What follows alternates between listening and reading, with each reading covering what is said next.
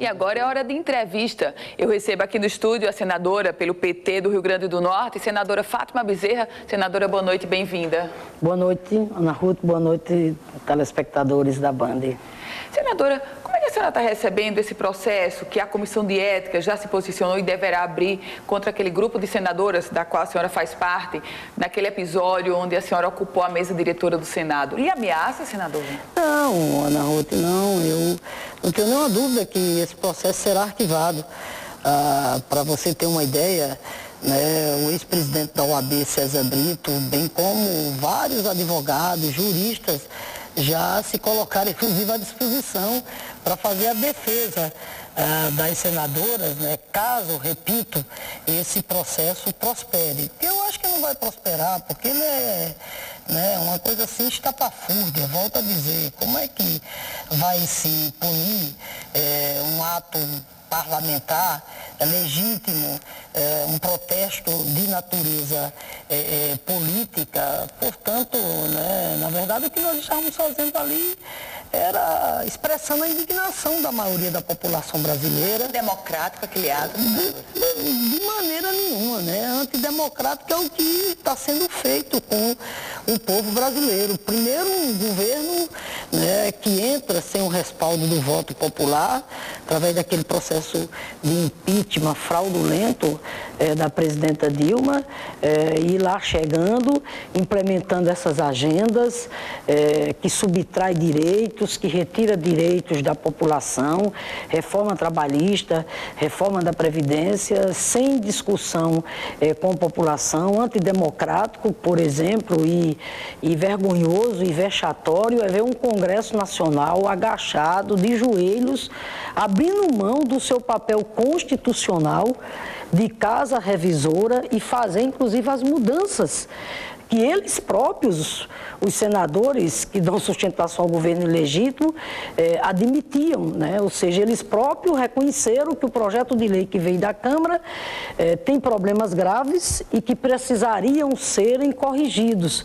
E eles lavam as mãos, repito, né?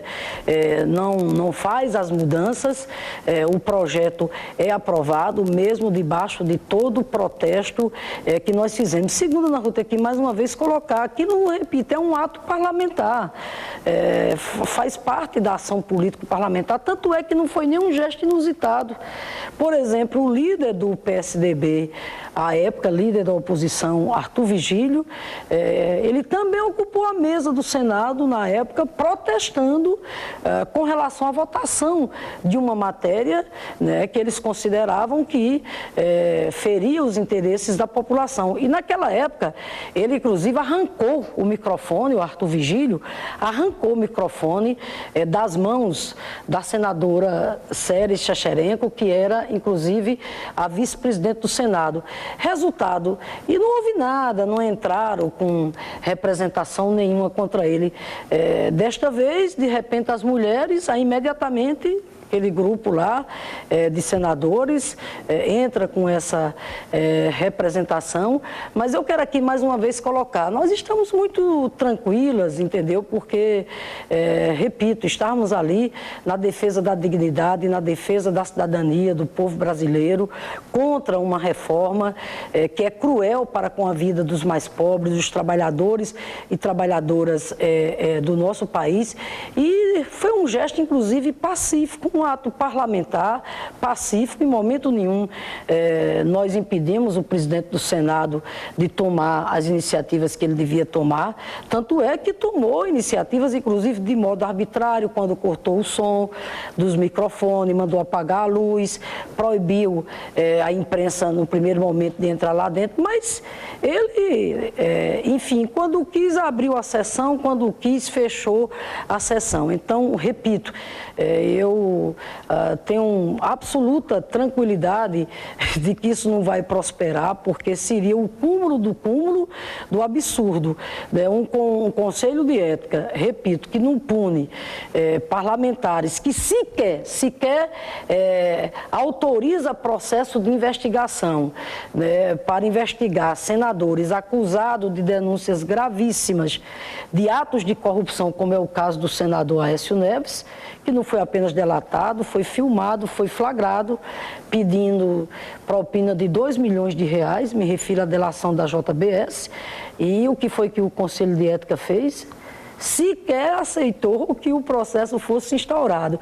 Aí vem cá, aí querer agora punir as senadoras que estavam defendendo cidadania.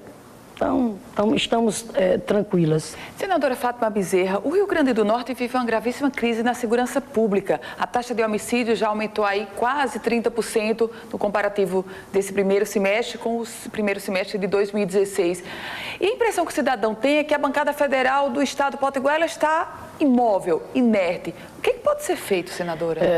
Primeiro, veja bem, nós temos cobrado muito no plano nacional, né?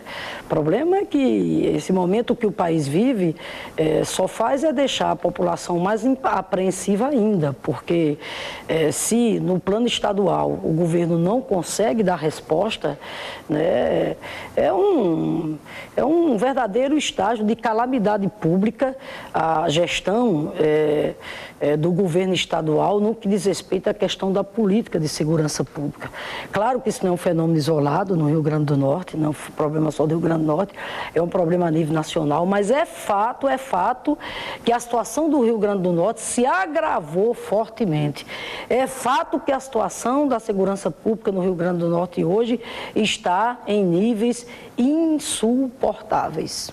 Você veja bem, né, nós tivemos um aumento nesse primeiro semestre, comparado com o ano anterior, um aumento do ponto de vista de crimes de mais de 26%. 26%, segundo dados do Óbvio, que é uma instituição respeitada, ligada à Universidade Federal do Semiárido.